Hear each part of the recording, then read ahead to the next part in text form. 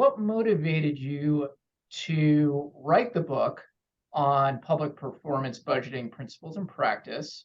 How long did it take you, and any interesting experiences that you'd like to share with us about it? Well, I'll start. I mean, we have a long-standing interest in looking at budget reform, and we've got a long collaborative relationship in terms of studying performance budgeting laws in the states. Work that I began with Julia Melkers in the 1990s, and then Elaine was able to pick up the rope and go with me on that in the 2000s. So we've got kind of extensive work in that area. And we thought we wanted to look deeper into it as a, in addition to studying laws, what comes of those laws? So how do they impact implementation and what happens? And we picked the area of juvenile justice because it's a dramatically changing area of service delivery from incarceration in facilities to natural care or care in the community. It's also highly expensive.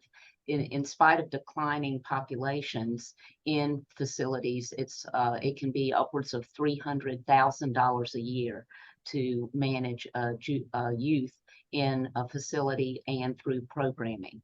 So that was another reason. And then finally, because performance in these programs has been rather abysmal in the past, with recidivism rates, however it's defined by a state, being pretty high, upwards of 50%. So all this money going in to this very important public service and programming that is really impacting our future generation of productive citizens in the world. So that was an important component of us deciding to work on this. And Elaine, I'll let you talk about different. Sure. Yeah, I wanted to follow up on that. I think, Katherine summarized it beautifully. And one thing particularly drives me is the realization that maybe the field is suffering from too many variables. Like when we talk with interviewees, they mentioned the variable A, and the research mentioned the variable B, and all of a sudden there are like 20 or 30 factors that people are identified as important in managing this massive process called the performance management, right? And we were curious to know like how we structure this. How a practitioner, if someone wants to implement this, what lessons would they draw from the current existing literature? And that's one of the reasons we say, look, let's go out and see what are the ways out there that we can better structure this implementation. And one way that we emphasized on, and we find it effective, is to have performance management legislated in a way, not detailed, not universal, but in a way that's helpful to structure the implementation of a performance management. And also along the way, we wanted to bridge the gap between theory and practice. Now, both Katherine and I come from a background with, literatures, and we keep track of every single year.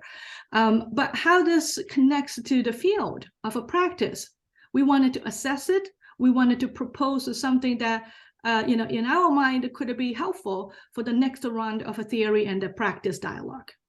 And obviously, it never hurts to work with, someone that you really enjoy working, people like Katherine. So that's another impetus for the project.